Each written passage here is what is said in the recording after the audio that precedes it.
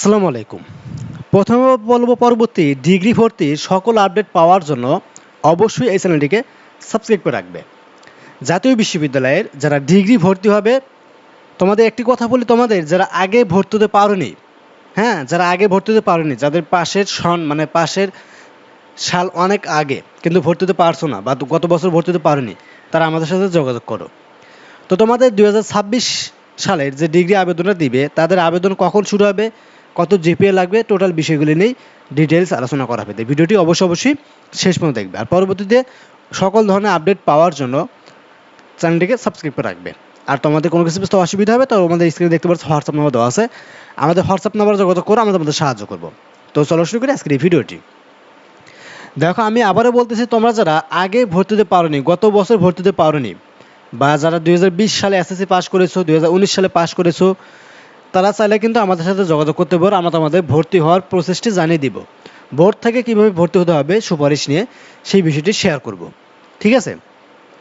So তোমাদের এই 25-26 শিক্ষাবর্ষে, মানে এই 26 সালে যে ডিগ্রি আবেদনটা দিবে, এই আবেদনটা কখন শুরু হবে? দেখো, গত বছরে আবেদন শুরু হয়েছিল সেপ্টেম্বর মাসের 16 তারিখে। আর এই বছরের অনার্স ভর্তি কিন্তু তাড়াতাড়ি শেষ করে দিচ্ছে, অর্থাৎ মে মাসের ভিতরে কিন্তু সেকেন্ড মেরিট লিস্টের রেজাল্ট পাবলিশড হয়ে যাচ্ছে আজকে। অনার্স ভর্তির আজকে কিন্তু সেকেন্ড মেরিট লিস্টের রেজাল্ট দিয়ে দিবে, অর্থাৎ খুব তাড়াতাড়ি অনার্স ভর্তি কার্যক্রম শেষ করবে, দেন তোমাদের ডিগ্রি ভর্তি কার্যক্রম শুরু করবে। দেখা যাবে তোমাদের ডিগ্রি ভর্তি আগামী জুলাই মাসের শেষের দিকে বা আগস্টের শুরুর দিকে তোমাদের ডিগ্রি ভর্তি আবেদন কার্যক্রমটি শুরু হয়ে যাবে। ঠিক আছে? জুলাই মাসের শেষের দিকে বা আগস্টের শুরুর দিকে তোমাদের এই ডিগ্রি ভর্তি আবেদন কার্যক্রমটি একদমই টোটালি শুরু হয়ে যাবে। বুঝতে পারছো? বা তোমাদের দেখা যাবে যে হয়তো ইয়াও হতে পারে, কি বলে, কোটা মেরিট লিস্টের রেজাল্ট দেওয়ার পরে, মানে ওইটা শেষ হওয়ার পরপরই তোমাদের দেখা যাবে যে হয়তো কি বলে ডিগ্রি ভর্তি আবেদন কার্যক্রম শুরু হবে। অর্থাৎ দেখা যাবে যে যদি কোটা মেরিট লিস্টের রেজাল্ট আগামী মাসের, অর্থাৎ জুন মাসের 12-13 তারিখে প্রকাশ করা হয়, তাহলে ওই ভর্তি কার্যক্রমটি হয়তো দেখা যাবে যে জুন মাসের ভিতরে শুরু হয়ে যাবে, অর্থাৎ জুলাই মাসের প্রথম সপ্তাহে হয়তো তোমাদের ডিগ্রি ভর্তি আবেদন কার্যক্রমটি শুরু হয়ে যাবে।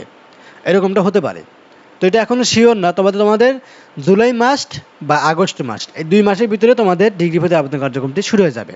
আর তোমাদের এখানে 2021, 2022, 2023 সালে যারা এসএসসি পাস করবে তারা আবেদন করতে পারবে।